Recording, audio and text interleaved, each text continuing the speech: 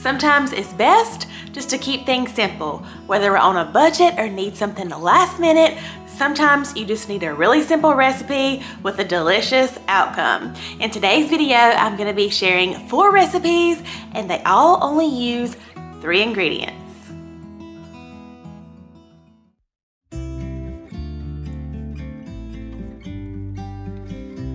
So for this recipe, you're gonna need some cubed potatoes, or you can use the frozen cubed hash browns. I like to use this kind you can find over in just the refrigerated section. These are not frozen because they are already seasoned. They already have onions and peppers in here. So since we're only using 3 ingredients, that's just gonna add to the flavor. So you wanna use about 28 ounces, whether you're using the frozen kind or this kind. This is not quite 28 ounces, it's about 20. So I have 2 bags and I'm just gonna use about 1.5 bags. Next to our potato soup, we're gonna add 1 packet of country gravy mix. Y'all might remember I used country gravy mix a few months ago in a soup recipe for the first time. It totally blew my mind, but it was delicious. So I'm excited to try this again. Just sprinkle that all on top of our potatoes. And then for our 3rd ingredient, we're gonna need about 4 cups of chicken broth. You can use just a carton of chicken broth, or y'all know I like to use the chicken base. You just mix it with water, and that is it. So I have my stove turned on to medium. I'm gonna get this up simmering, and I'm gonna let it simmer for just about 30 minutes, but this won't take long at all. 3 ingredients, and then we're gonna be able to top it with whatever toppings we have on hand. It's gonna be delicious. My favorite thing about this soup was that it comes together so quickly. As I was bringing up the soup to a simmer, I just came over and stirred it occasionally, but you can see it thickened right up in just a matter of minutes. So as long as those potatoes get soft, it really takes no time. All right, y'all can see how creamy this potato soup is. This is quite amazing, if I do say so myself. Just those 3 ingredients when you need something quick and cheap, relatively cheap. That is so awesome. This has just been simmering for about 20 minutes. Now, of course, this is optional. This is gonna make it 4 ingredients. You don't need this. I just tasted it. It's great as is, but I have some milk and I'm just gonna thin it out with just a splash of milk. And of course, this whole soup is really just a good base. You can add whatever flavors, any other toppings, add-ins that you want. But I think it looks so good. If you want to sprinkle some cheese in the whole thing, you could of course do that. I think we'll just top ours with cheese or whatever anybody wants.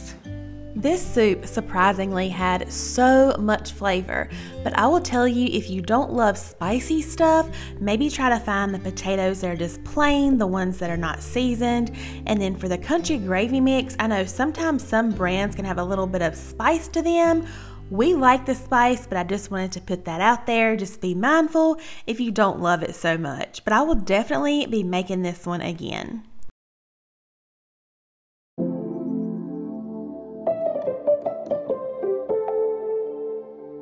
So I just have a glass pie plate here. So first I have some cream cheese. I just softened it slightly in the microwave. And I'm just gonna take the back of my spoon and kind of spread it out all in my pie dish.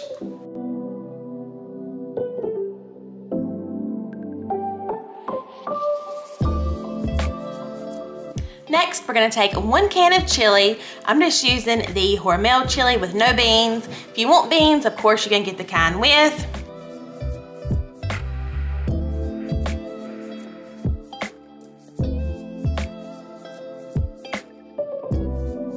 And then lastly, right on top of that chili, we're just gonna add a good handful of Sharp Cheddar cheese.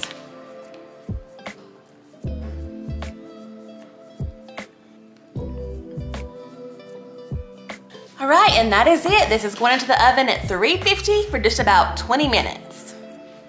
I knew I wanted to share this recipe this week because if you need a last-minute recipe for the game this weekend, this is what you should make. It turned out delicious.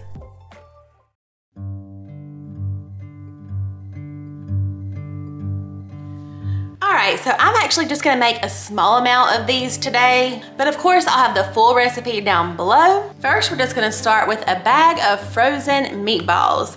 You wanna get the Homestyle kind, or of course, if you have homemade meatballs of yourself, then you can use those. But you're only gonna use about half a bag. And like I said, I'm probably gonna use a little bit less because I'm just making a few for Darren and I today. Next, you're just gonna add 1 can of cream of mushroom soup. I have one that's just cream of chicken and mushroom because that's all my store had, but any kind is really fine. And then lastly, you're gonna need 1 packet of ranch seasoning mix. All right, I'm just gonna toss these around a little bit, turn my little crock pot on to high, and we'll have some super easy Swedish meatballs. We just served these over mashed potatoes, but you could do egg noodles or even rice, and I think any of that would be delicious. I think this is just another perfect recipe. If you're having a busy day or you know you are gonna have a busy day, just throw these in your crock pot. You only need these few ingredients, and this really makes for a comforting, delicious meal. We had never even had Swedish meatballs before, and we all really enjoyed these. Y'all let me know if y'all tried Swedish meatballs before.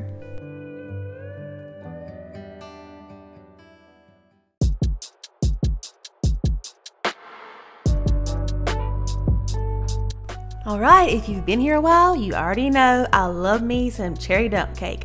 But I had never tried it with the chocolate fudge before, and oh my goodness, it did not disappoint. So if you're new to this recipe, you're just gonna need 2 of the big cans of cherry pie filling. You wanna put that in a 9x13, and then you're gonna need 2 sticks of butter. Just hear me out, stay with me. You're gonna melt 1 stick of butter, and you're gonna mix that with your cake mix. So you just dump in your chocolate cake mix with that melted butter, give it a really good stir, and then you wanna take this mixture with your hands and just kind of crumble it all over top of your cherry pie filling. So what I found with the chocolate fudge version of this dump cake, it really does need a little bit more butter to kind of moisten all of that cake mix. Because what you don't want is to bite into part of this dump cake and get a mouthful of just dry cake dust. You really want to make sure that that butter coats all of that cake mix well. And that's why I also like to mix my cake mix with the butter, as opposed to some recipes I've seen that just dump the cake mix right on top dry and then drizzle the butter on afterwards. If you do it that way, it really doesn't coat everything evenly enough, in my opinion. So this is gonna bake at 350 for about 1 hour, and then of course I cannot have a dump cake, honey, without some vanilla ice cream. This is so good. It's hot, it's cold, it's buttery, a little bit crispy from that cake mix, and of course sweet and tart from that cherry pie filling. This is my favorite dessert for a reason, and the chocolate version did not disappoint. This was so good.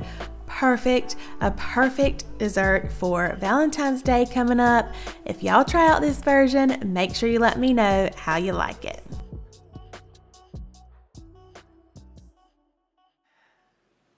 Alrighty, my friends, thank you so much for joining me today. Let me know if you've tried any of these recipes in today's video, or you think you might try 1 or 2 here coming up. I also have another video right here on the screen that I think you'll really enjoy if you missed it. I'll see you over there, and I'll see you guys in my next video. Bye, y'all.